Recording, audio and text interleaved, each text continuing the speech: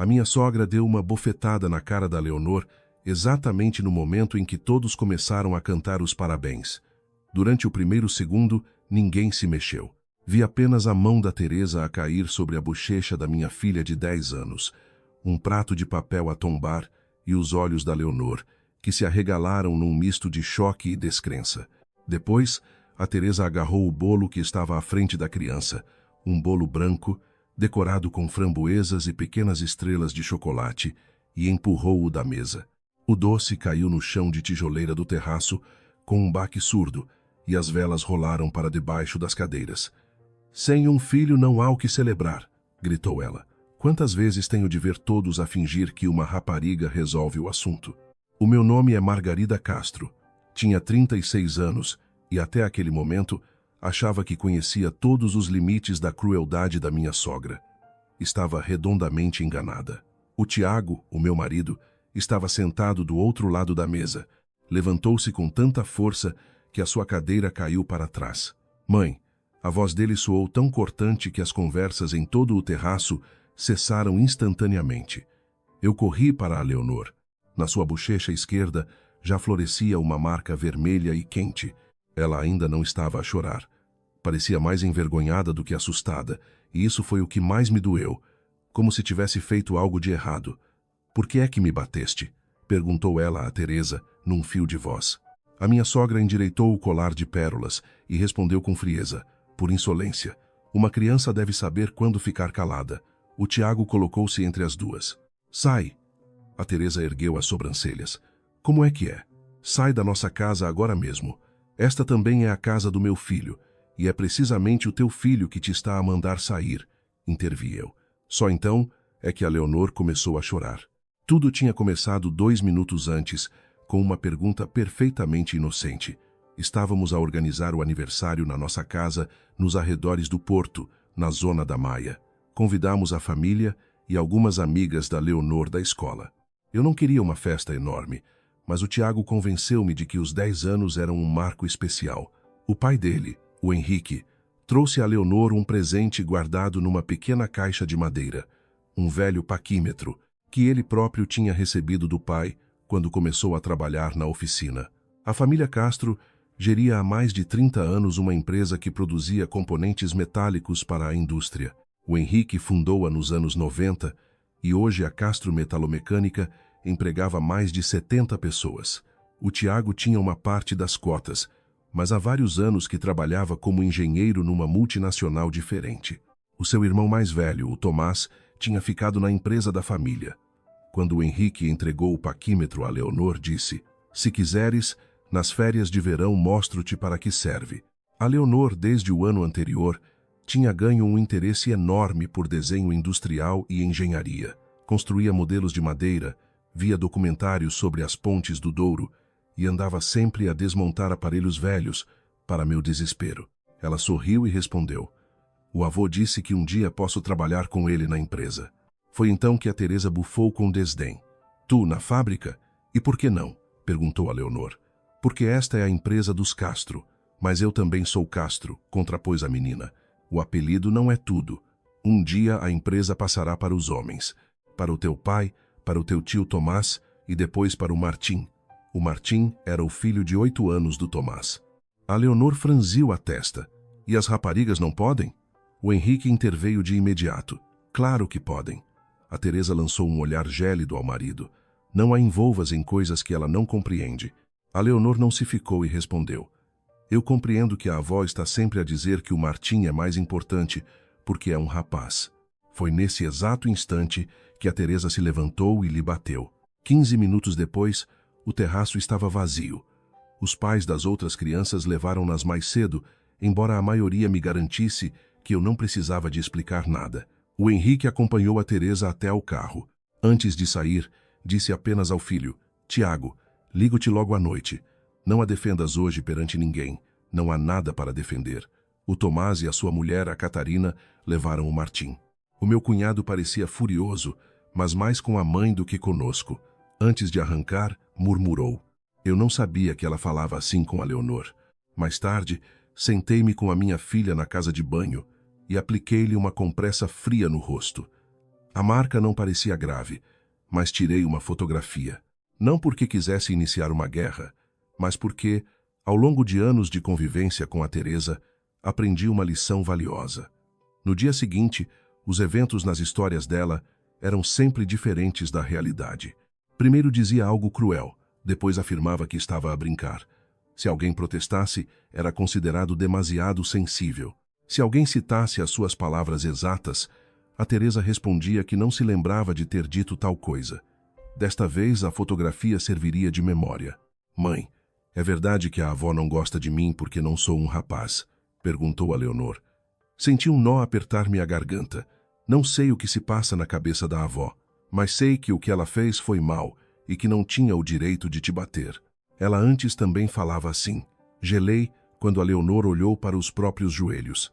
Quando eu estava em casa dos avós, ela dizia que o pai devia ter um segundo filho, um rapaz, que o Martim não podia ser o único rapaz, porque senão o tio Tomás ficaria com tudo. O que significa tudo? A empresa, a casa do avô, a quinta no Douro. Não sei. Ela dizia que as raparigas um dia casam-se e levam o patrimônio para uma família estranha. Fechei os olhos com força. Há anos que ouvia os comentários da Teresa sobre um segundo filho. A Leonor precisa de um irmão. O Tiago sempre quis um rapaz. Tu ainda és nova. Eu respondia sempre que o número de filhos no nosso casamento não era assunto dela. Contudo, nunca imaginei que ela discutisse isso com a Leonor. À noite, o Tiago estava sentado à mesa da cozinha a percorrer o telemóvel. Estava pálido. A mãe anda há meses a pressionar-me sobre as cotas, disse ele finalmente. Que cotas?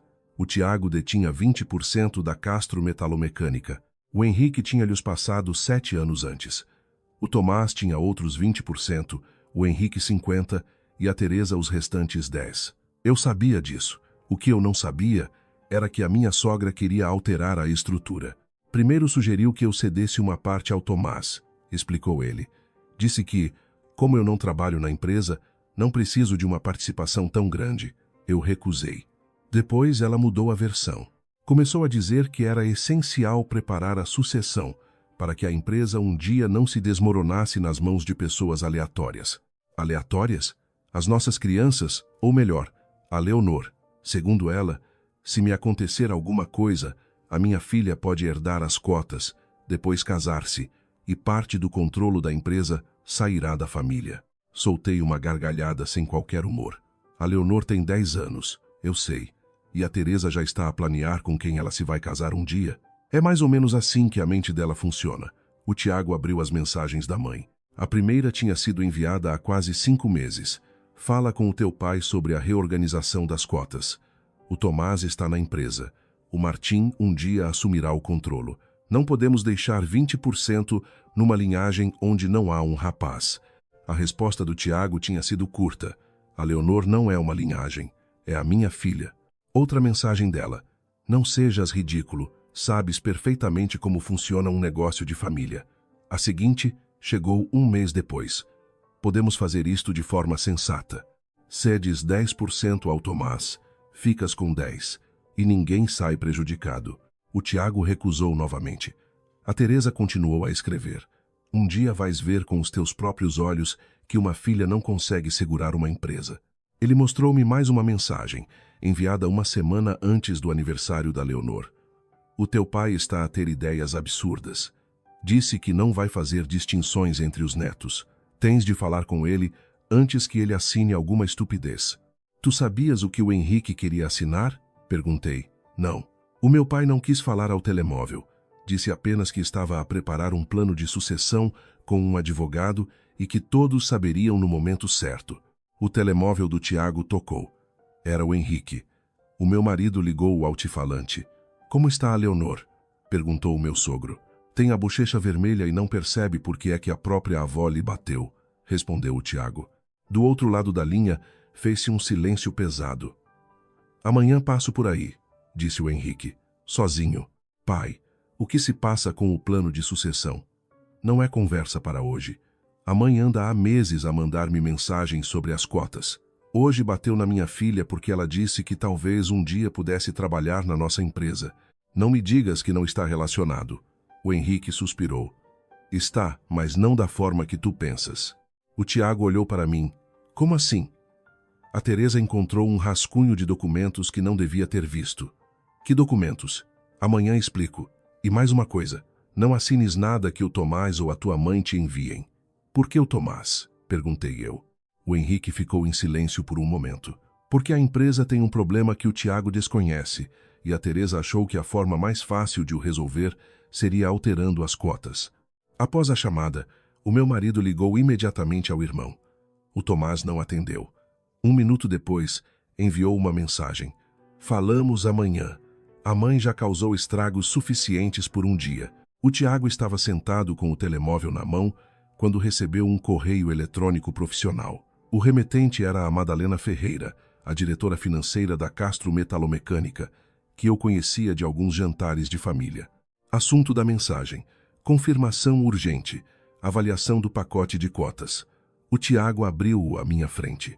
Senhor Tiago, no seguimento do pedido da dona Teresa Castro para a preparação da documentação referente à planeada transferência de parte do seu pacote de cotas, venho solicitar a sua confirmação. Confirma que deu o seu aval para a avaliação de 10% das suas cotas, tendo em vista a transação com a entidade Castro Sucessão. Na documentação que recebemos da dona Teresa, é indicado que as negociações familiares foram concluídas com sucesso. O Tiago leu a mensagem mais uma vez. Eu nunca dei aval nenhum. O que é a Castro Sucessão? Eu não sei. A Madalena tinha anexado um ficheiro com os dados básicos da entidade. A sociedade tinha sido constituída há apenas 3 semanas. Os sócios eram o Tomás Castro e o seu filho de 8 anos, o Martim, representado obviamente pelos pais, dentro dos limites legais. A Teresa não figurava como sócia, mas o seu nome constava como pessoa de contacto responsável pela coordenação do processo de sucessão familiar. O Tiago desceu no documento. À avaliação estava anexada uma breve justificação para a transação. Concentração dos pacotes de cotas na linha de sucessão masculina da família Castro, com o objetivo de preservar a estabilidade acionista da empresa. Senti um frio gélido no estômago, não porque aquele documento pudesse roubar automaticamente as cotas ao Tiago. Não podia. Sem a sua assinatura e as formalidades legais exigidas, ninguém lhe podia simplesmente tirar a sua propriedade. O problema era outro. A Teresa não se limitava há anos a fazer comentários doentios sobre o neto e a neta. Ela já tinha começado a construir um plano legal e formal baseado nessa mesma crença. Foi então que o Tiago reparou na última página do anexo. Era uma tabela intitulada Etapas da Reorganização. Primeira, Constituição da Castro Sucessão. Segunda, aquisição de cotas adicionais ao Tiago. Terceira, garantia de financiamento para investimento. Ao lado do terceiro ponto, constava o valor de 1.600.000 euros, e na coluna Exigência do banco estava escrito Pacote de controlo após concentração das cotas familiares. Olhei para o meu marido. Tiago, eles não querem as tuas cotas apenas porque a Teresa acha o Martim mais importante que a Leonor. Ele já estava a marcar o número da Madalena Ferreira. Ela não atendeu. Segundos depois, chegou outra mensagem dela. Por favor, não assine nenhum documento antes de falar com o senhor Henrique. Na sexta-feira, a dona Teresa apresentou ao banco um cenário em que os seus 10% já estavam incluídos como garantia futura. O Tiago pousou o telemóvel devagar. A minha sogra, de manhã, tinha batido numa rapariga de 10 anos, porque acreditava que sem um neto rapaz não havia motivo para celebrar. À noite, descobríamos que dias antes ela tinha tentado basear nessa mesma convicção uma transação superior a 1 milhão de euros, e alguém na empresa familiar assumia, de forma evidente, que o meu marido acabaria simplesmente por ceder. O Henrique chegou no dia seguinte, poucos minutos depois das 8 da manhã, sozinho, tal como prometera. Não entrou logo na sala. Primeiro perguntou se podia ver a Leonor. A minha filha estava sentada à mesa da cozinha a comer cereais, mas quando viu o avô, tocou instintivamente na bochecha. A marca vermelha já estava mais tênue. O Henrique agachou-se à frente dela. Leonor, o que a avó fez foi muito mal. Ela não tinha o direito de te bater. A menina olhou para ele com seriedade. A avó acha mesmo que o Martim é mais importante? O Henrique fechou os olhos por um segundo. A avó acha muitas coisas com as quais eu não concordo de todo. E a empresa? Perguntou ela. Uma rapariga pode dirigi-la um dia? O Henrique sorriu com tristeza. Se tiveres os conhecimentos necessários, se quiseres e se os outros sócios confiarem em ti, podes fazer na empresa tudo aquilo para o qual estiveres preparada. O gênero não é uma qualificação profissional. A Leonor acenou com a cabeça, como se tivesse acabado de receber a resposta a uma pergunta muito mais importante do que qualquer presente de aniversário, e voltou ao seu pequeno almoço. Só então passamos para o escritório. O Henrique colocou um dossiê azul escuro sobre a secretária. A Castro Metalomecânica não está na falência, começou ele, mas há meio ano que temos um problema com o investimento numa nova linha de produção. Um contrato importante foi adiado. Os custos das máquinas dispararam e o banco exigiu garantias adicionais antes de libertar a próxima fatia do crédito. 1.600.000 euros? Perguntou o Tiago. O pai assentiu. É o que falta na estrutura de garantias, de acordo com o cenário que discutimos. Discutimos com quem? Com o banco, com o nosso consultor financeiro, com o Tomás e com a Madalena Ferreira. A Teresa participou em algumas reuniões, porque ainda detém 10%, e há anos que gere as relações com alguns fornecedores. E a Castro Sucessão? Perguntei eu. O Henrique suspirou. Foi uma ideia da Teresa e do Tomás. Era suposto organizar a futura sucessão. Pelo menos, foi assim que me apresentaram a coisa. Eu concordei apenas com a análise do cenário, nunca com qualquer transferência das cotas do Tiago. O Tiago pegou no telemóvel e mostrou ao pai a mensagem eletrônica da Madalena. O banco recebeu uma versão em que os meus 10% já figuram como garantia futura. O Henrique olhou para o ecrã durante vários segundos. Eu não sabia disto. A tua mãe afirmou que as conversas familiares tinham terminado de forma positiva. Eu nunca disse que sim. Chegaste a dizer-lhe que poderias ponderar a venda das tuas cotas? Perguntei. Disse, há meio ano, que se a empresa precisasse de uma reestruturação, eu estaria disposto a ouvir propostas. Apenas isso. Não concordei com 10%. Não concordei com uma sociedade específica e, com toda a certeza, não concordei que isso fosse apresentado ao banco como um plano fechado. O Henrique abriu o dossiê. Os primeiros documentos referiam-se ao investimento. A nova linha de maquinação iria aumentar significativamente a capacidade de produção da empresa e, de acordo com o calendário inicial, o crédito seria libertado por fases. O problema começou quando um dos principais clientes adiou uma encomenda e a empresa teve de continuar a pagar aos fornecedores das máquinas. O banco não cancelou o financiamento, mas exigiu uma estrutura de capital mais sólida e garantias extra. Como é que a concentração de cotas iria ajudar? Perguntei. O Henrique respondeu. A concentração em si não dá mais dinheiro ao banco. Tratava-se de simplificar a estrutura acionista e permitir a criação de garantias sobre um pacote maior, concentrado numa única sociedade gestora. O consultor apresentou este modelo como uma das opções viáveis. O problema é que ninguém tinha o direito de assumir que eu ia abdicar de parte das minhas cotas. E foi exatamente isso que a mãe assumiu, disse o Tiago. No dossiê havia um registro impresso da correspondência com o consultor financeiro, o Rafael Costa. Uma mensagem da Teresa dizia: o Tiago tem uma ligação emocional às cotas, mas não tem interesse na operação diária da empresa. Após a nossa conversa em família, ele concordará com a transferência de uma parte para a estrutura do Tomás e do Martim. A resposta do consultor foi cautelosa. Para o modelo bancário, necessito de um documento ou pelo menos de uma declaração por escrito do titular das cotas. Por favor, não apresentem a transferência como garantida até termos uma posição formal dele. A Teresa respondeu. Forneceremos a confirmação por escrito. Não faz sentido bloquear o calendário por causa de meras formalidades familiares. O Tiago ergueu os olhos. Que confirmação por escrito? O Henrique virou algumas páginas. Não vi nenhuma. Então de onde é que o banco tirou a versão de que o pacote seria transferido? Temos de perguntar a Madalena. A diretora financeira concordou em reunir-se conosco nesse mesmo dia. Pediu que fôssemos à sede da empresa. Sem a Teresa, na pequena sala de reuniões estavam o Henrique, o Tiago, eu e a Madalena Ferreira. O Tomás juntar-se-ia mais tarde. A Madalena começou por pedir desculpa, Eu devia tê-lo contactado mais cedo, Sr. Tiago. Os documentos chegaram-me como parte de um pacote de sucessão aprovado a nível familiar. Só na fase de avaliação final é que reparei que a sua assinatura não constava em lado nenhum. Quem enviou o pacote? A dona Teresa. O que estava lá dentro exatamente? A Madalena abriu uma pasta no computador. O projeto do contrato de compra e venda dos 10% das cotas do Sr. Tiago para a Castro Sucessão, o projeto da ata da Assembleia Geral, a avaliação financeira, a análise bancária e uma declaração de uma página confirmando as premissas familiares.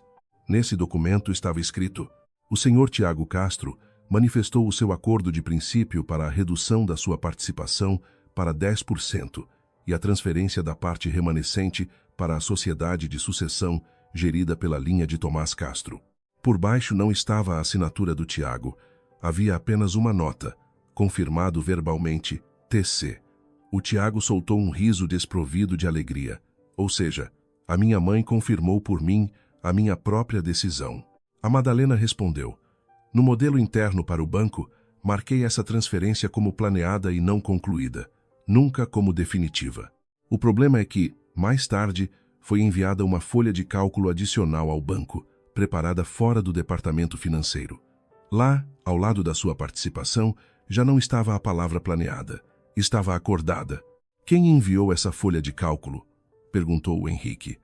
A Madalena olhou para o ecrã e acedeu à caixa de correio institucional do secretariado da administração. A mensagem estava assinada pela dona Teresa. Foi precisamente nesse momento que o Tomás entrou na sala. Parou à porta ao ver o documento projetado no ecrã. O que é isto? Perguntou. O Tiago virou o ecrã do portátil para ele. Diz-me tu, a tua empresa ia ficar com as minhas cotas. O Tomás leu rapidamente. Eu sabia da avaliação, mas não sabia que a mãe tinha escrito que tu tinhas concordado. E sobre o banco, sabias? Sabia que a Castro Sucessão podia ser usada na estrutura de garantias. Achei que íamos falar contigo primeiro. Quando? Depois de estar tudo assinado? Tiago, não comeces. A minha filha levou ontem uma bofetada da vossa mãe porque disse que uma rapariga também pode um dia trabalhar na empresa. À noite, descubro que a mãe tenta transferir as minhas cotas para uma empresa que é tua e do teu filho. Portanto, sim, eu começo. O Tomás sentou-se pesadamente. Admitiu que a empresa enfrentava um problema de liquidez maior do que aquele que fora comunicado à família. Um dos fornecedores de maquinaria tinha suspendido a entrega seguinte até que um pagamento em atraso fosse regularizado. O banco exigia uma melhoria na estrutura de garantias antes do final do mês. A Teresa tinha convencido o Tomás de que o Tiago, de qualquer forma, não queria saber da fábrica e que a transferência de parte das cotas era o passo lógico. Ela disse que tinha falado contigo, disse que não estavas entusiasmado, mas que concordaria se o pai te garantisse um preço específico. Que preço? Perguntou o Tiago. O Tomás olhou para a Madalena. A avaliação de 10% das cotas cifrava-se em 2.200.000 euros. O Tiago franziu o sobrolho. A última avaliação de todo o meu pacote era muito mais alta. A Madalena assentiu. Esta avaliação refletia a pressão de liquidez e um desconto substancial por se tratar de uma participação minoritária. Mas também a mim me pareceu agressiva. Por isso encomendei uma revisão independente. Quem elaborou a primeira? Perguntei eu. Uma consultora recomendada pela dona Teresa. A avaliação independente ainda não estava terminada, mas a Madalena tinha os valores preliminares. Segundo os dados reais, os 10% das cotas poderiam valer consideravelmente mais. Não o dobro, mas a diferença era suficientemente gritante para o Tiago perguntar de imediato quem beneficiava com o preço mais baixo. A resposta era óbvia: a Castro Sucessão. A empresa do Tomás e do Martim iria comprar a participação mais barata e, em seguida, usá-la na estrutura de garantias após a concentração de capital. O Tomás empalideceu. Eu não estipulei o preço. A mãe disse que a avaliação refletia o valor de mercado. E tu não confirmaste? Perguntou o Henrique. O Tomás cerrou os maxilares. Confiei nela. Essa não é a resposta de um administrador, sentenciou o pai. A Teresa apareceu 1 hora depois. Alguém do secretariado devia tê-la avisado de que estávamos na fábrica. Entrou na sala envergando um sobretudo escuro e olhou diretamente para mim. Claro, tu também estás aqui. A Margarida é a minha mulher, respondeu o Tiago, e a mãe da criança em quem tu bateste ontem. Se queres falar, começa por pedir desculpa. Não vamos misturar a histeria familiar com a empresa. Foste tu que as misturaste quando, na justificação da sucessão, mencionaste a linha masculina. A Teresa sentou-se e partiu para o ataque. Alegou que toda aquela confusão resultava da falta de capacidade de decisão do Henrique. A empresa precisava de financiamento. O Tiago não estava envolvido na operação. O Tomás geria a fábrica e o Martim seria naturalmente o sucessor nos negócios da família. A Leonor pode ser médica, arquiteta, o que ela quiser, declarou. Não tem de receber tudo só porque vocês têm medo de admitir que um filho varão tem um peso diferente na continuidade da empresa. O Tiago inclinou-se sobre a mesa. A Leonor não vai receber nada hoje. Tem 10 anos. Estamos a falar das minhas cotas. Por que é que disseste ao banco que eu tinha concordado com a transferência? Porque eu sabia que ias concordar, eu não concordei. Se fosses um adulto responsável, terias concordado. Isso não é um acordo. A Madalena mostrou-lhe o aviso do consultor financeiro. Por favor, não apresentem a transferência como garantida. A Teresa encolheu os ombros. O banco precisava de um modelo. Um modelo no qual a minha propriedade foi incluída como garantia sem a minha decisão, atirou o Tiago. Era apenas um cenário. Não, o cenário estava na primeira folha de cálculo. Mais tarde, tu apagaste a palavra planeada. Pela primeira vez, a Teresa calou-se. O Henrique tomou a palavra. Até a situação estar esclarecida, não vais contactar o banco em nome da empresa, sem a presença do segundo membro da administração ou da diretora financeira. A Teresa olhou para o marido com total incredulidade. Queres afastar-me? Quero saber exatamente que informações foram enviadas para fora e com que fundamento. Por causa dela, apontou para mim. O Henrique respondeu, não, por tua causa. Nessa noite, voltamos para casa exaustos. A Leonor foi dormir à casa da minha irmã, pois não queria que ela ouvisse mais discussões sobre cotas e linhagens masculinas. O Tiago abriu o portátil e redigiu um correio eletrônico formal para a Madalena e para o banco. Declarava categoricamente que não autorizava a venda nem a cedência de qualquer parte do seu capital. Não tinha mandatado a Teresa para fazer tais declarações e exigia que todas as informações prévias sobre o seu pretenso acordo fossem consideradas nulas. Enviou a mensagem à minha frente. 15 minutos depois, a Madalena ligou. Senhor Tiago, temos mais um problema. O Tiago ligou o altifalante. Qual? Após o seu aviso eletrônico, o banco pediu-nos para verificar novamente todos os anexos do processo bancário, e há um documento que eu nunca tinha visto no nosso sistema financeiro. Foi enviado diretamente pela dona Teresa. Que documento? Fez-se um silêncio pesado, uma declaração sobre a sucessão familiar planeada. O banco recebeu-a há 5 dias. O que diz o documento? Não abrange apenas os seus 10%. O Tiago olhou para mim. A Madalena continuou. Está escrito que, após a concentração inicial de cotas, o Henrique Castro pondera transferir uma parcela adicional do seu pacote para a Castro Sucessão, de forma a que, no futuro, o Tomás e o Martim controlem a maioria dos votos. O Henrique nunca nos disse tal coisa. O pai assinou isso? Perguntou o Tiago. Não. Então, em que se baseia essa informação? Numa nota redigida pela dona Teresa, conforme a vontade da família e as diretrizes do patriarca. O Tiago cerrou os dentes. O meu pai não assinou isso. Eu não assinei isso. O que mais lá está? A Madalena respirou fundo. Há também um projeto de alteração do pacto social da empresa. Que alteração? Uma cláusula que cria privilégios de voto para certas cotas e introduz restrições severas em matéria de sucessão por morte. Senti o sangue gelar. Restrições para quem? Perguntei. A Madalena explicou. O projeto estipula que, em caso de falecimento de um sócio, o direito de preferência na aquisição das cotas pertence exclusivamente aos sócios designados na linha de sucessão familiar masculina, antes sequer de as cotas passarem para os herdeiros legais. O Tiago deixou-se cair na cadeira. Ou seja, se me acontecesse alguma coisa, a Leonor não herdaria as cotas automaticamente.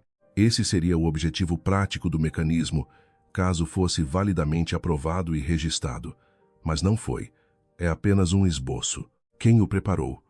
Uma sociedade de advogados externa, a pedido da dona Teresa. O Tiago ficou calado durante uns instantes, antes de perguntar quando. A Madalena deu-lhe a data. 7 semanas antes. Muito antes do aniversário da Leonor. Muito antes de a Teresa lhe ter batido junto ao bolo. E foi aí que eu compreendi que a frase "sem um filho, não há o que celebrar" não tinha sido uma explosão espontânea de uma mulher idosa durante uma discussão de família. A Teresa andava há semanas a orquestrar um sistema legal no qual o facto de termos uma filha em vez de um filho teria consequências financeiras reais e devastadoras. E o pior de tudo é que o fez nas costas de todos, incluindo do próprio marido. Na manhã seguinte, o Henrique apresentou-se na sede da Castro Metalomecânica antes das 7. Eu e o Tiago chegamos meia hora depois. A Teresa não tinha sido convocada para esta primeira reunião. O Henrique reuniu a Madalena Ferreira, o advogado da empresa, Dr. Nuno Almeida, e o auditor externo, ordenando que isolassem todos os documentos relacionados com a Castro Sucessão, com o financiamento bancário, com os projetos de alteração do pacto social e com a correspondência mantida pela sua mulher em nome da empresa. "Não quero uma caça às bruxas", disse ele quando nos sentamos na sala de administração. "Quero factos. O que saiu desta empresa. Quem aprovou, o que foi assinado e o que foi apresentado como estando acordado. O Dr. Nuno Almeida fez logo questão de sublinhar que o mero esboço da alteração do pacto social não tinha qualquer valor jurídico enquanto não fosse formalmente aprovado em Assembleia Geral e registrado. O mesmo se aplicava às restrições à herança. "A Leonor não perdeu nenhum direito só porque alguém redigiu um rascunho", esclareceu ele.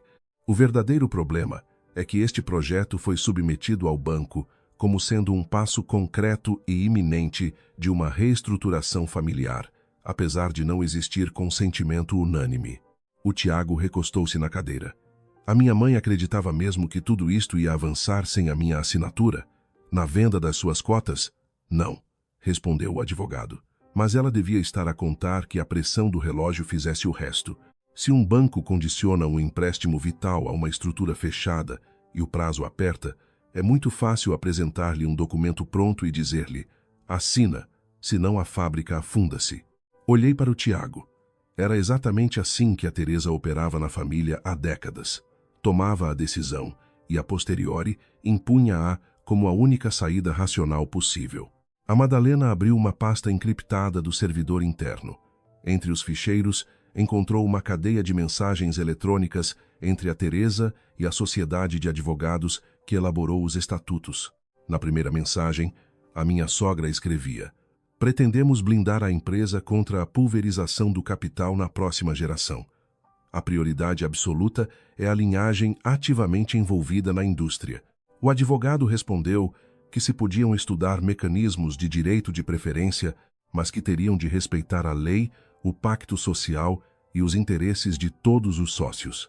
A Teresa replicou então: "Não se trata de discriminar ninguém. Trata-se de evitar que as cotas caiam nas mãos de pessoas que não tenham o apelido Castro." Uma semana depois, o seu tom perdeu o verniz corporativo. "O Tomás tem um filho, que assegura a continuidade. O Tiago tem apenas uma filha. Não vejo lógica em edificar uma estrutura onde, daqui a 15 anos, parte da fábrica seja controlada por desconhecidos que entraram na família por casamento." Senti os meus punhos cerrarem-se. "Apenas uma filha", repeti em voz baixa. O Henrique olhava fixamente para o ecrã. "Ela nunca me disse que estava a vender a situação desta forma aos advogados." O Tiago retorquiu: "A mim. Disse-me praticamente o mesmo. Só que eu achava que era apenas o preconceito bacoco dela, não uma estratégia corporativa." O correio mais comprometedor datava de há 4 semanas. O advogado foi direto: "Para avançarmos com os trâmites, necessitamos da confirmação inequívoca de que o patriarca e ambos os filhos concordam com a direção desta reorganização." A Teresa respondeu: "O Henrique está focado em manter a fábrica na família. O Tomás já validou tudo. O Tiago oferece alguma resistência emocional, mas não levanta obstáculos operacionais. No final, ele assinará." Não havia uma única mensagem de aprovação do Henrique, nenhum do Tiago. a única aprovação autêntica, fora a do Tomás, para que se analisasse o cenário. Ela substituiu 3 opiniões divergentes por uma narrativa fabricada por ela, resumiu o Henrique. O Tomás concordou em estudar a ideia. O Tiago negou perentoriamente, e eu disse apenas que queria desenhar uma sucessão que não ostracizasse nenhum dos netos. O Dr. Nuno Almeida interveio. O senhor tem alguma prova escrita dessa conversa? O Henrique hesitou um segundo. Tenho um correio eletrônico que enviei a Teresa. Escrevi-o depois de uma das nossas discussões. Procurou a mensagem no telemóvel e leu. Não quero nenhum esquema desenhado à medida do Martim, apenas por ser rapaz. Se os netos um dia entrarem na fábrica, será pelo seu mérito e competência. Não transformes a sucessão numa guerra dos sexos. Data: 8 semanas antes. A Teresa tinha respondido. És um romântico ingênuo. Um dia vais agradecer-me por ter visão a longo prazo. O Henrique reencaminhou a mensagem para o advogado. Portanto, a dona Teresa não só não tinha o seu aval, concluiu o Dr. Nuno, como possuía prova documental de que a sua posição era diametralmente oposta. Ao meio-dia, o Tomás juntou-se a nós. Tinha o semblante de quem não pregava olho desde a véspera. Falei com a Catarina, anunciou. Ela não fazia a mínima ideia das restrições à herança. Achava que a Castro Sucessão ia ser apenas uma sociedade familiar normal. E tu? Quis saber o Tiago. Eu sabia que a mãe queria que o Martim tivesse um papel central no futuro. Não sonhava que ela estava a tentar blindar isso, expoliando os outros herdeiros. Mas concordaste que as minhas cotas fossem parar à tua sociedade. Concordei em sentar-me à mesa para comprar uma parte, se tu tivesses vontade de a vender. A mãe jurou-me que estavas predisposto a negociar. O Tiago desviou o olhar. Ou seja, ela usou a mesma mentira com todos. A Madalena tinha ainda mais um documento para revelar. Tratava-se do primeiro relatório independente de avaliação dos 10% do Tiago. Os valores não eram de 2.200.000 euros, como na avaliação encomendada pela Teresa, mas sim um intervalo situado entre os 2.800.000 e os 3.100.000 euros, consoante as condicionantes do mercado e os descontos de minoria. Uma discrepância de quase 1 milhão de euros. O Tomás ficou lívido. Se a Castro Sucessão os comprasse por 2.200.000, embolsaria imediatamente um ativo brutalmente subavaliado à entrada, completou a Madalena. Esse pacote inflacionado seria a alavanca de ouro para renegociar com o banco. Não posso afirmar que a primeira avaliação fosse fraudulenta. Os métodos de cálculo não são estanques. No entanto, as premissas escolhidas foram excessivamente benevolentes para com o comprador e assustadoramente pessimistas em relação à solidez da nossa empresa. O Henrique perguntou de imediato quem tinha pagado a primeira avaliação. A Madalena foi ao sistema verificar a fatura. A Castro Metalomecânica, ou seja, a empresa-mãe financiou o documento que iria permitir que a sociedade privada do Tomás e do Martim comprasse as cotas do Tiago a preço de saldo, resumiu o Henrique. Quem aprovou o pagamento da fatura? A Madalena rolou a página no ecrã. A dona Teresa. Esse foi o instante em que o Tomás, pela primeira vez, perdeu por completo as estribeiras. A mãe disse-me que eram honorários correntes para preparar a sucessão. E tu, na qualidade de sócio da Castro Sucessão, não questionaste por que motivo a fábrica estava a suportar os custos de uma operação em teu benefício? Confrontou o Henrique. O Tomás pôs-se de pé de um salto. Pai, para de insinuar que eu orquestrei esta fantochada. Sou eu que mantenho as máquinas a trabalhar há 12 anos. Ando há meses a fazer ginástica para salvar os investimentos. A mãe aparece e garante-me que tem a solução. O banco exige uma pirâmide mais simples. O Tiago borrifa-se para a fábrica e tu andas a empurrar as decisões com a barriga. Sim, dei o meu acordo à sociedade de sucessão. Sim, achei que o Martim poderia suceder-me um dia. Mas juro por Deus que nunca pedi a ninguém para adulterar papéis pelas costas ou forjar o consentimento do Tiago, que eu sabia não existir. O Tiago intercedeu de imediato. Eu acredito em ti, mas a tua complacência foi uma peça-chave neste esquema. Não fizeste perguntas porque a resposta final te dava jeito. O Tomás voltou a sentar-se, derrotado. À meio da tarde, chegou a reposta do banco. A instituição bancária esclarecia que o financiamento não estava aprovado de forma definitiva e que, Até a data, nenhum pacote de cotas tinha sido formalmente aceite como colateral. Todavia, a entidade exigia um esclarecimento cabal e urgente das contradições evidentes entre a documentação remetida pela Teresa e os desmentidos agora enviados pelo Tiago e pelo Henrique. Até que a névoa se dissipasse, a aprovação da nova fatia de crédito estava suspensa. Era um golpe duro e representava um perigo real e imediato para o calendário da fábrica. A Teresa soube do impasse no espaço de 1 hora e ligou ao Tiago. "Estás a ver o que acabaste de fazer?" Atirou, sem sequer dizer olá. O banco bloqueou o dinheiro. O banco bloqueou o dinheiro porque recebeu documentos forjados e contraditórios. Se tu tivesses simplesmente assinado a cedência, não estaríamos nesta situação. Então, na tua ótica, o antídoto para a tua fraude é a minha assinatura cega. Não sejas dramático.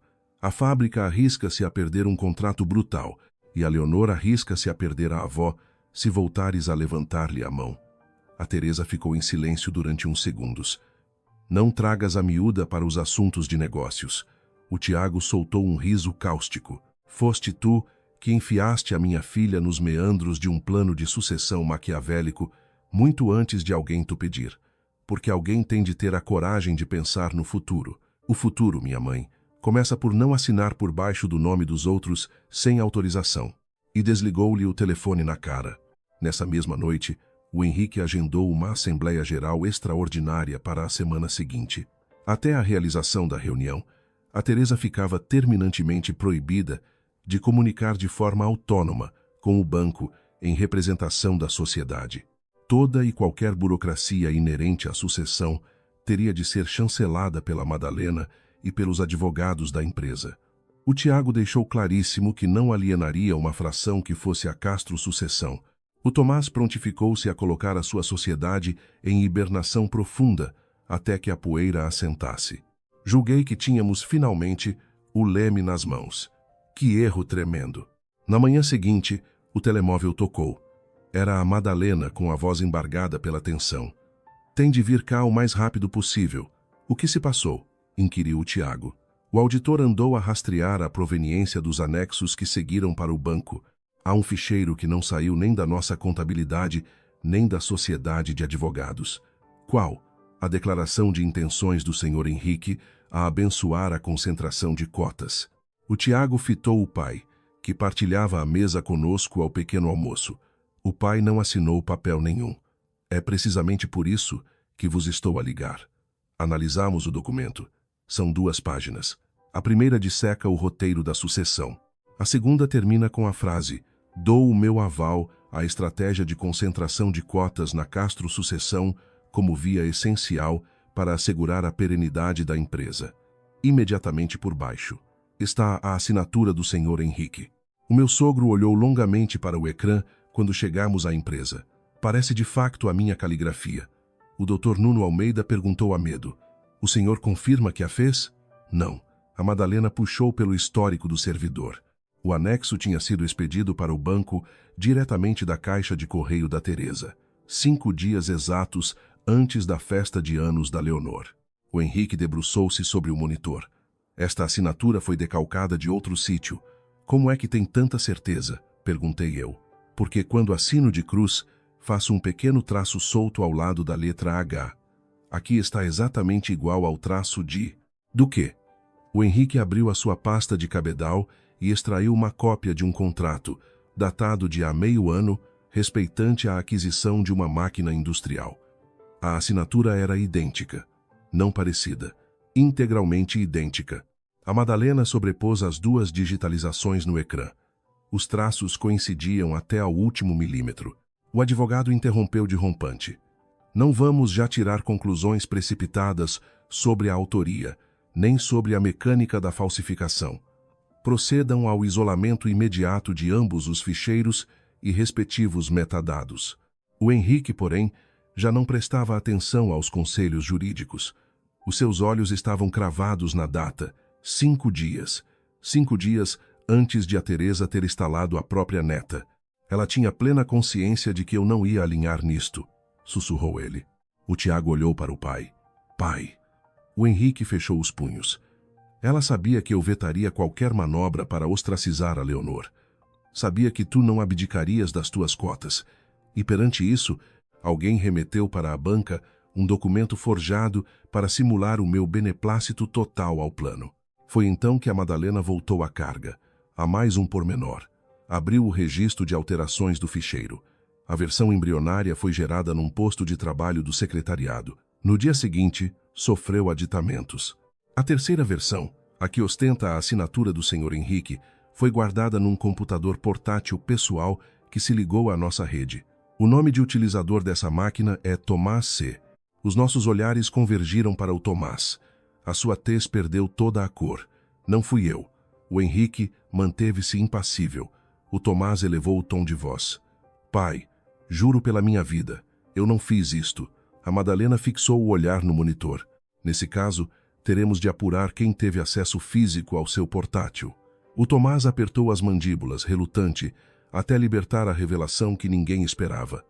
A mãe. O Tiago franziu o sobrolho. Como?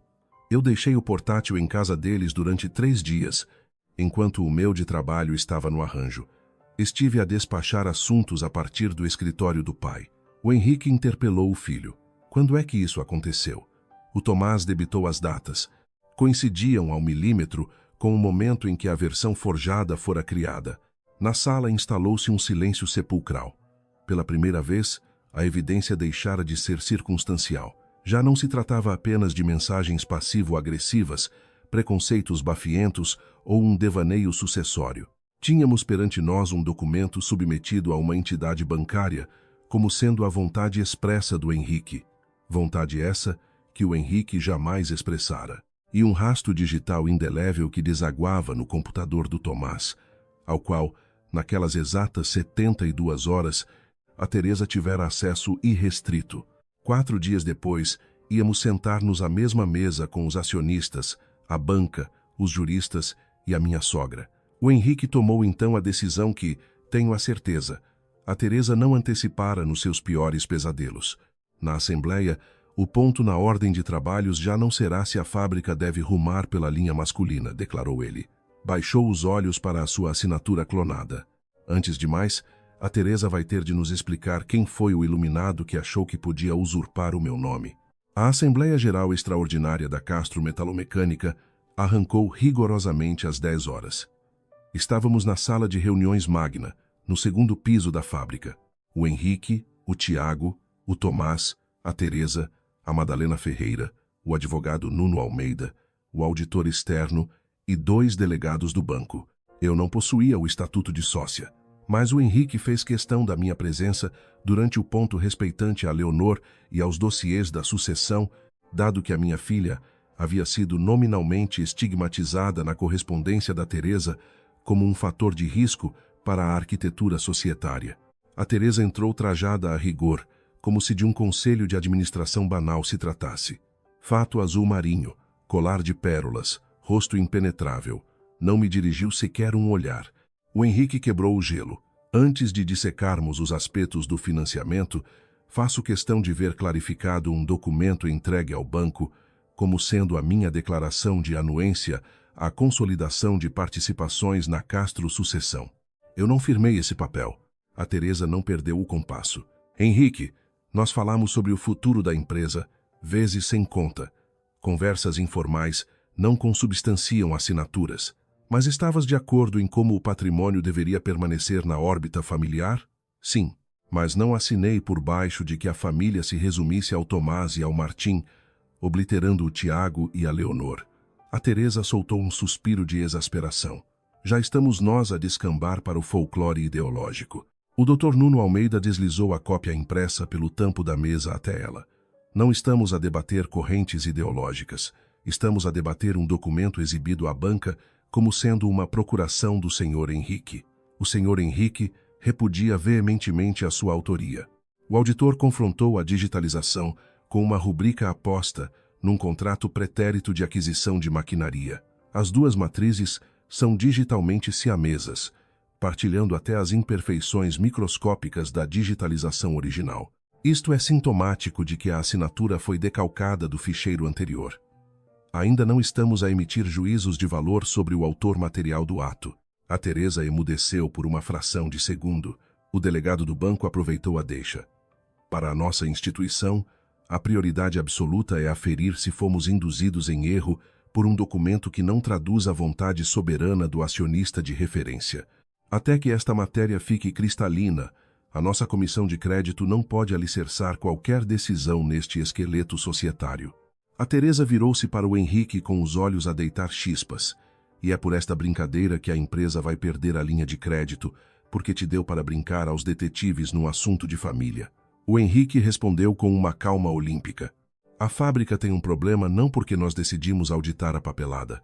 A fábrica tem um problema porque a instituição bancária foi municiada com dados que nem eu nem o Tiago sufragamos.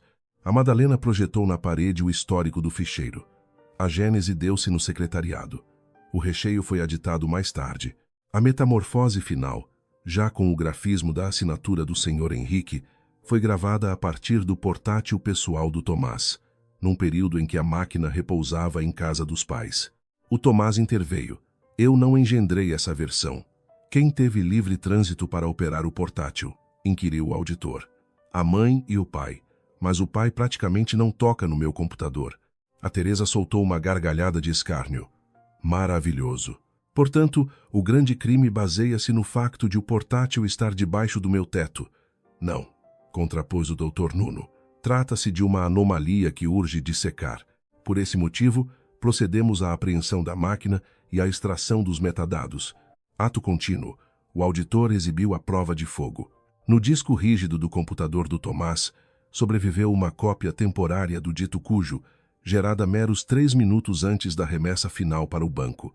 No histórico do editor de texto, o campo da assinatura esteve em branco até ser preenchido por uma imagem colada. O ficheiro de origem que continha a imagem ostentava o nome exato da digitalização do contrato de maquinaria do Henrique. Quem é que detinha o original desse contrato? Atirou o Tiago. A Madalena esclareceu. O ficheiro morava numa pasta partilhada do servidor com credenciais de acesso restritas à administração, ao secretariado e à dona Teresa, na sua qualidade de encarregada das negociações com fornecedores. A Teresa apertou os lábios. Isso continua a não provar rigorosamente nada. Faço minhas as suas palavras, secundou o auditor. Por essa mesma razão, fomos dissecar os registros de entrada no sistema informático. Naquela noite fatídica, a partir do endereço IP da residência da família Castro, registrou-se um acesso com as credenciais da dona Teresa. A ação consistiu em descarregar, precisamente o documento digitalizado do contrato com a assinatura. 4 minutos volvidos, o rascunho residente no computador do Tomás sofreu a alteração derradeira. Um silêncio abissal apoderou-se da sala. A Teresa sustentou o olhar do Henrique. Eu limitei-me a alinhavar um esquiço, para que a inércia do banco não nos asfixiasse. O que queres tu dizer com isso? Retorquiu o Henrique. Eu sabia que a razão acabaria por imperar e que tu validarias a sucessão, pelo que achei por bem agilizar o processo, e colei a assinatura. Era um mero guião preparatório. Um guião remetido à banca como anexo formal e vinculativo de uma operação de financiamento real, corrigiu a Madalena. Não ostentava qualquer marca de água com a palavra projeto, mas nem um cêntimo foi libertado com base naquilo, bradou a Teresa. O Henrique manteve-se gélido, escrutinando-a. Foste tu que perpetraste isto? A Teresa não abriu a boca. Estou a perguntar-te na qualidade de marido, não de acionista. Foste tu que falsificaste a minha assinatura no papel? Os segundos arrastaram-se. Sim, admitiu ela por fim, mas agi na convicção plena de que o formalizarias mais tarde. O Tiago arrastou a cadeira para trás num estrondo. Tu tens noção das barbaridades que te saem da boca? A fábrica precisava de balão de oxigênio, ripostou ela. Estão todos aí armados em virgens ofendidas por causa de um bocado de celulose, quando o sustento de 70 famílias gravita em torno destes pavilhões. Não tentes usar os operários como escudo humano para os teus crimes corporativos, disparou o Tomás. A Teresa virou-se para ele, indignada. Também tu me apunhalas? Filo por ti e pelo Martim, para vos salvaguardar as costas. O Tomás pôs-se de pé. É exatamente aqui que as nossas visões colidem de frente. Eu não quero herdar um império fundado na premissa bacoca de que o meu filho o receberá de bandeja por ter nascido homem. Eu aspiro a uma fábrica que ele possa eventualmente pilotar, se revelar estofo, e se for essa a sua vocação. E se o talento ditar que a Leonor tem mais tarimba, pois que seja ela a segurar o leme. A Teresa mirou o primogênito com o desdém reservado aos desertores. O meu próprio filho a cuspir-me na cara. O teu próprio filho a tentar explicar-te que a minha descendência não é o escadote que vais usar para pisotear os direitos da descendência do Tiago. O Tiago sacou do telemóvel. Não ia perder tempo a declamar a antologia completa de mensagens tóxicas. Selecionou 3 chumbos. Primeira, não podemos deixar 20% numa linhagem onde não há um rapaz. Segunda, o teu pai está a ter ideias absurdas. Disse que não vai fazer distinções entre os netos. Terceira, o Tiago oferece alguma resistência emocional, mas no final ele assinará. Para rematar, estampou no tampo da mesa a fotografia nítida da bochecha escaldada da Leonor na tarde da festa. Eis a derradeira etapa do teu brilhante esquema sucessório, fulminou o Tiago. Uma criança de 10 anos atreveu-se a sonhar em voz alta que uma rapariga também pode se ingrar na indústria e tu deste-lhe uma estalada. A Teresa tentou desviar o rosto. Perdi a cabeça num momento de irritação, não lhe bati com, e logo a seguir desfez-lhe o bolo de anos no chão e rosnou que, sem um neto varão, não havia motivos para festejos. Não foi um pico de tensão, mãe. Andavas há meses a destilar o mesmíssimo veneno nos corredores dos bancos e dos advogados, apenas embrulhado em jargão de fato e gravata. O Henrique decretou uma pausa. Quando regressamos, quase 1 hora depois, o clima sofrera uma razia. Os representantes do banco foram categóricos. O financiamento no formato original caíra por terra. Não obstante, o balcão mostrava-se permeável a auscultar um plano B, expurgado da Castro Sucessão e das cotas do Tiago, mediante o robustecimento das colaterais diretas da fábrica e a adoção de um plano espartano de tesouraria. A Madalena e o auditor não tinham estado parados e apresentaram a alternativa de emergência. Alienação de um lote de terreno industrial sobrante, o congelamento temporário de fases marginais do investimento, um suprimento vital de liquidez providenciado a expensas do pacote acionista pessoal do Henrique e a reabertura feroz de negociações prazos com a fabricante da nova linha. Era uma bitola muito menos airosa do que as engenharias da Teresa, mas tinha a virtude de ser imaculada do ponto de vista legal e alicerçada na vontade genuína da massa associativa. Prosseguiu-se para as deliberações. A Teresa foi sumariamente destituída de todos os pelouros e prerrogativas atinentes à representação externa da sociedade perante entidades de crédito e praças financeiras. Conservou a titularidade dos seus 10%, mas ficou irrevogavelmente inibida de tramitar documentação e de subscrever despachos institucionais. A miragem da Castro Sucessão foi arrancada a ferros do organograma financeiro imediato. O Tomás comprometeu-se a deixar cair por terra a absorção de capital até que um quadro sucessório neutro, salubre e equitativo viesse a lume. Mas a coroa de glória pertenceu à cláusula do amanhã. O Henrique propôs a constituição imediata de um grupo de trabalho soberano, incubado para ajuizar uma carta de sucessão escudada na aptidão, no mérito e na equidade cega dos descendentes, varrendo para o caixote do lixo da história qualquer discriminação assente nos cromossomas. O Tiago validou. O Tomás sufragou. A Teresa não pestanejou. Deduzo, portanto, que agora será a Leonor a herdar a coroa de bandeja? O Henrique foi cortante. Não, muito pelo contrário. Não haverá automatismos nem para a Leonor, nem para o Martim. Não vamos lotear o destino de miúdos que hoje têm 10 e 8 anos de idade. Terão de crescer, de frequentar as universidades, de calçar as botas com biqueira de aço na fábrica e de demonstrar o que valem. Tu querias sentenciá-los ao trono ou à plebe, antes sequer de terem transitado do ensino básico. Terminada a sessão, o Henrique exarou indicações estritas ao gabinete jurídico. A apropriação indevida da sua assinatura não seria abafada. Seria reportada e devidamente dissecada pelas vias competentes e junto da instituição de crédito. Não tentou lavar a roupa suja apenas dentro de portas. A Teresa implorou-lhe que recuasse. Queres mesmo atirar-me para a barra dos tribunais por causa de um copiar e colar num ficheiro? A resposta foi de chumbo. Quero que fique gravado a letras de fogo nesta fábrica que forjar a honra de terceiros não é um atalho administrativo. O desfecho penal não desceu à terra no dia seguinte. As evidências foram apreendidas, recolheram-se depoimentos nos corredores e a instrução sobre a engenharia da fraude correu os seus trâmites. Não careci de um clímax apoteótico com sirenes e algemas à porta. A verdadeira vitória foi o desmantelamento implacável do império de influência da Teresa. O banco conheceu a verdade nua e crua, e a rubrica do Henrique nunca mais voltaria a ser considerada uma mera nota de rodapé no folclore da empresa. A Castro Metalomecânica amargou uns meses a pão e água. A parcela de terreno foi vendida ao desbarato. A expansão recuou uns metros, e o Henrique, ombro a ombro com o Tomás, desceu à arena para batalhar prazos dilatados com os alemães das máquinas. O banco, apaziguado, destrancou finalmente o balão de oxigênio, embora em fatias cirúrgicas. Nenhum operário engrossou as filas do desemprego só porque o Tiago se recusou a ser extorquido. Não fomos salvos por um mecenas miraculoso ao cair do pano.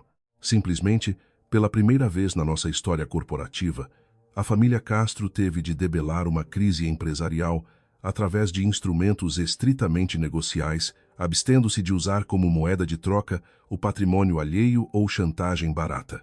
A Teresa não teve o privilégio de avistar a Leonor durante quase 3 trimestres. A deliberação partiu do Tiago e de mim. Não estávamos a usar a nossa filha como arma de arremesso contra a avó. Queríamos pura e simplesmente garantir o porto de abrigo da Leonor. Inauguramos uma ronda de sessões num psicólogo infantil, uma vez que, envolvidos meses sobre a tragédia das velas apagadas no chão, a minha filha continuava a flagelar-se, inquirindo se não teria cometido um crime de lesa majestade por ter ousado falar sobre a indústria. Mas a adaga que mais fundo me rasgou as entranhas tomou a forma de uma única constatação. Se eu tivesse nascido rapaz, a avó não me tinha batido. O meu mantra era férreo e imutável. A bofetada que a avó te deu espelha a mesquinhez da alma dela, não 1 milímetro sequer do teu imenso valor. A redenção, ou pelo menos o esboço dela, tardou muitos meses a chegar. A Teresa, quando surgiu, fê-lo de mãos a abanar. Nem caixas de embrulho, nem pastelaria de luxo. A primeira abordagem foi restrita. Só conosco os dois. Não tenho o desplante de exigir que me escancarem de novo as portas do coração dela, só porque soltei um peço desculpa, arrancou. Ainda bem, replicou o Tiago. A minha sogra cruzou o olhar comigo. Cresci numa era em que a doutrina era sagrada. O leme transita de pais para filhos varões. O meu saudoso pai pregou esse evangelho. O avô do Henrique professava o mesmo. Quando me caiu a ficha de que, na nova fornada, apenas existia um único homem da família, comecei estupidamente a coroar o Martim como o curativo para uma maleita que apenas existia nas teias de aranha do meu próprio preconceito. E passei a ver a Leonor como o inimigo à espreita. A Leonor tem uns escassos 10 anos. Lembrei-lhe de forma cortante. Eu sei. E, aos 10 anos, levou um estalo da sua própria avó só porque ousou alimentar o sonho de se formar engenheira. A Teresa cravou os olhos no tapete. Eu sei. Naquele preciso instante, os fantasmas não se evaporaram. Nem o Tiago nem eu fomos inundados por uma epifania de perdão. Contudo, nas semanas vindouras, acedemos a promover um brevíssimo encontro no nosso reduto, sob a nossa vigilância apertada. A Teresa apresentou as suas desculpas à neta sem muletas discursivas. Tu não tinhas de me pedir perdão por nada do que disseste. Fui eu, e apenas eu, que cometi um ato reprovável e monstruoso. A miúda, com uma maturidade assustadora, contra-atacou. A avó ainda continua a achar que a fábrica tem de ser entregue ao Martim de bandeja só por ele ser rapaz? A Teresa suspendeu a respiração durante um eterno segundo. Eu nunca devia ter alimentado esse pensamento, admitiu. A Leonor não arredou pé, encarando a senhora com uma seriedade granítica. O avô disse que, antes de mais, é imperativo ter cabedal e competência para se chefiar uma fábrica, e o teu avô é o dono absoluto da razão. Rendeu-se a Teresa. Volvido 1 ano sobre o escândalo, o Henrique arrebanhou a Leonor e o Martim para uma incursão dominical exclusiva aos pavilhões da Castro Metalomecânica, no que foi batizado oficiosamente como o Dia dos Netos de Palmo e Meio. Os dois receberam os seus óculos de proteção regulamentares em policarbonato. Os dois percorreram a espinha dorsal das linhas de produção. Os dois foram presenteados com conjuntos de iniciação básica para a montagem de um componente simples.